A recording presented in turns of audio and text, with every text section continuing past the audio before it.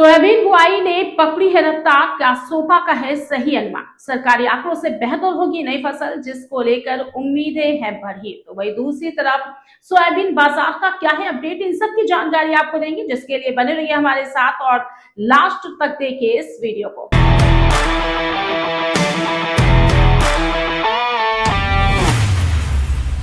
नमस्कार, news market 24 में आपका स्वागत है। मैं हूं आपके साथ नेहा। आपको देते हैं पूरी जानकारी, लेकिन उससे पहले हमारे चैनल को सब्सक्राइब करना ना भूलें। बात करते हैं सोयाबीन की बुआई पर, तो आपको बता दें कि बुआई रिपोर्ट के अनुसार देश में सोयाबीन की कुल बुआई 111.082 लाख हेक्टेयर रहने का अनुमान है, जबकि सरकारी आंकड़ों के अनुसार अब तक 108.482 लाख हेक्टेयर में बुआई दर्ज की गई है। और इससे संकेत मिलता है कि अंतिम बुआई क्षेत्र सरकारी आंकड़ों से कुछ अधिक रह सकता है और आने वाले दिनों में कुल रकबा और बढ़ने की संभावना भी बनी हुई है। वहीं अगर बात करें मध्य प्रदेश की, तो जो देश का सबसे बड़ा सोयाबीन उत्पादक राज्य है, वहां बुआई 51.38 लाख हेक्टेयर पर पहुंच चुकी है और सोपा का अनुमान भी इसी स्तर पर है। महाराष्ट्र में सरकार ने 40.13 लाख हेक्टेयर बुआई दर्ज की है, जबकि सोपा ने अंतिम रकबा 42.45 लाख हेक्टेयर रहने का अनुमान लगाया है, जो आगे और बढ़ोतरी की संभावना को भी दर्शाता है। वहीं दूसरी तरफ राजस्थान में सोयाबीन की बुआई 8.545 लाख हेक्टेयर और तेलंगाना में 1.36 लाख हेक्टेयर और गुजरात में 2.487 लाख हेक्टेयर दर्ज की गई है। कर्नाटक में सरकारी आंकड़ा 3.33 लाख हेक्टेयर है, जबकि सोपा का अनुमान है कि 3.56 लाख हेक्टेयर का है। वहीं छत्तीसगढ़ में भी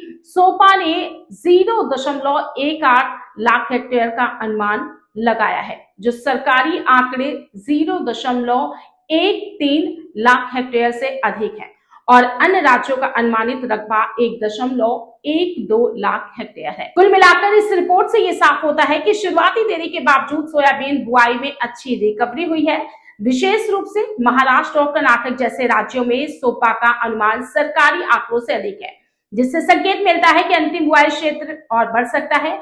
और अगर आगामी दिनों में मॉनसून अनुकूल बना रहता है और फसल विकास सामान्य रहता है, तो नई फसल की संभावनाएं बेहतर होंगी। तो जहां एक तरफ सोयाबीन की बुआई को लेकर एक सकारात्मक रिपोर्ट आई है, तो वहीं दूसरी तरफ सोयाबीन बाजार को लेकर भी एक नया अपडेट आया है, तो उस पर भी बात कर लेते हैं। सोयाबीन 7,950 रुपए प्रति क्विंटल से घटकर 7,800 पर खिसक कर आ गया है और इसकी वजह ये साफ है कि बारिश और कमजोर निर्यात से बाजार पर दबाव बढ़ा, क्योंकि सोयाबीन के बाजार में नरमी का माहौल देखने को मिल रहा है और हाल ही में सोयाबीन के दामों में 150 की सीधी गिरावट भी देखने को मिली है, जिससे इसका भाव 7,950 रुपए प्रति क्विंटल से घटकर 7,800 प्रति रुपए क्विंटल पर आ गया है। और अब आगे बात करते हैं कीर्ति प्लांट और अन्य राज्यों के हाल की। तो सबसे पहले बात करते हैं महाराष्ट्र स्थित कीर्ति प्लांट की, जहां पर सोयाबीन के दामों में एक ही दिन में भारी नरमी आई है और इसी तरह मध्य प्रदेश के विभिन्न प्लांट्स में भी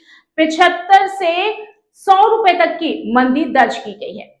वहीं महाराष्ट्र की प्रमुख कृषि क्षेत्रों में अच्छी वर्षा होने से फसलों को नया जीवन मिला है। फसल की स्थिति सुधरने से बाजार में जो तेजी की संभावना बन रही थी, वो फिलहाल सुस्त नजर आ रही है।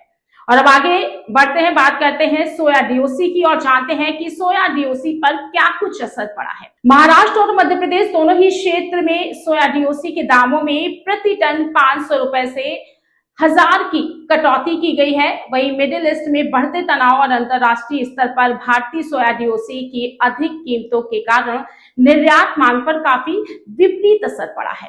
विशेषज्ञों का मानना है कि आने वाले दिनों में बाजार की दिशा मौसम की मिजाज और सोया डीओसी की मांग पर पूरी तरह से निर्भर करेगी और एक खास बात पर विचार करने की विशेष रूप से जरूरत है कि किसान अगर घबराकर अपनी उपज बेचने में जल्दबाजी करेंगे, तो दामों पर और अधिक दबाव देखने को मिल सकता है। फिलहाल इस रिपोर्ट में इतना ही। नए अपडेट के साथ फिर होगी आपसे मुलाकात। देखते रहिए न्यूज मार्केट 24।